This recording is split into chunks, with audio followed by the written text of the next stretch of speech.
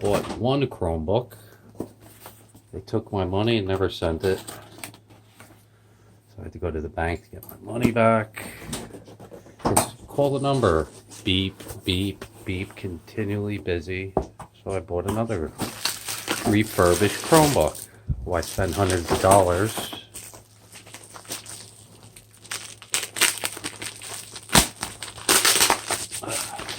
And you could spend $50 to give it a try.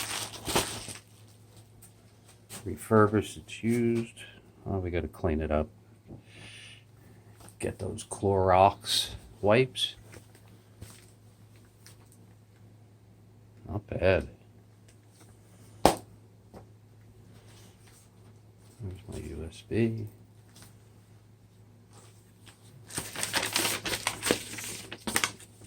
Black market.